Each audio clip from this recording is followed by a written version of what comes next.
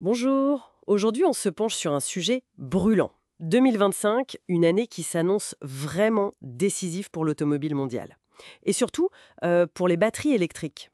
On s'appuie pour ça sur une analyse de Mohamed Chakib Rifi, parue sur R212. Oui, et cette analyse, elle met le doigt sur une tension, une vraie tension. D'un côté, on a ce leadership historique de l'Occident, bâti sur l'innovation, Des décennies d'avancée, oui. exactement. Et de l'autre, eh bien, une dépendance qui grandit et qui est risquée vis-à-vis de quelques acteurs chinois pour les batteries. C'est le cœur du réacteur des voitures électriques quand même. Hmm. Le PDG de Renault en parlait d'ailleurs avec une certaine inquiétude, si je me souviens bien. Tout à fait, c'est un point qui revient souvent. Et cette dépendance, elle commence à peser lourd, non? Surtout avec le climat géopolitique actuel. Bah oui, historiquement, l'innovation, c'était transatlantique. Souvent protégé par des brevets, c'était ça le moteur. Mais aujourd'hui, l'électrification, ça révèle des failles, des vulnérabilités qu'on ne voyait pas forcément avant. D'accord. Donc on a un point de bascule. C'est précisément ça. L'analyse explore ce moment charnière. Et le risque, il n'est pas anodin. On parle d'érosion de l'avantage compétitif, de chaînes d'approvisionnement qui deviennent fragiles. Oui, je vois. Mais face à ça, il y a une alternative qui semble pointer le bout de son nez. Une entreprise qui s'appelle Alice. Alice. Alors, c'est juste une alternative de plus ou c'est présenté comme quelque chose de plus radical? Plutôt comme une vraie rupture stratégique en fait. Ce qui est intéressant, c'est leur modèle. Ils proposent une production mondiale, certes, mais décentralisée. Des usines proches des marchés clés, États-Unis, Europe, Maroc, Moyen-Orient. Ah oui. Et surtout, le point clé, ils concèdent leur technologie brevetée LFP, lithium fer phosphate, sous licence à des partenaires dans ces régions. Donc l'idée, si je comprends bien, c'est de contourner cette dépendance chinoise Exactement. en permettant une production locale avec leur technologie. Redonner le contrôle aux constructeurs occidentaux, en quelque sorte. C'est tout à fait ça. Le but, c'est de répondre à plusieurs défis majeurs en même temps.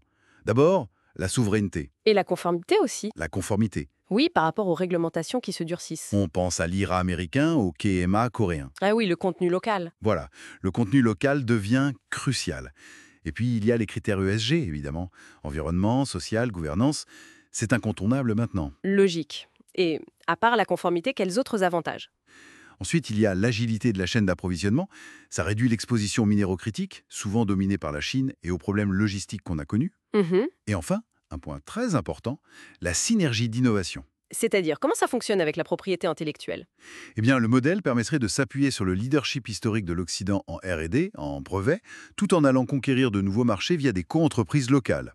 Se présenter comme une voie potentiellement à haute marge et faible risque pour s'imposer sur ce marché énorme des véhicules électriques. On parle de 1,2 billion de dollars quand même. Impressionnant. Ce qui me frappe, c'est ce contraste que vous décrivez. D'un côté, l'inertie, la dépendance qui s'aggrave, et de l'autre, ce modèle Alès qui promet un écosystème où les constructeurs garderaient la main sur la technologie, la production, les marges.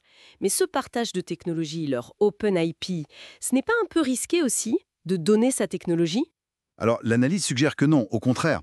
Cette stratégie d'Open IP, qui est un partage encadré bien sûr, est vue comme un catalyseur. L'idée, c'est de co-investir dans des gigafactories régionales.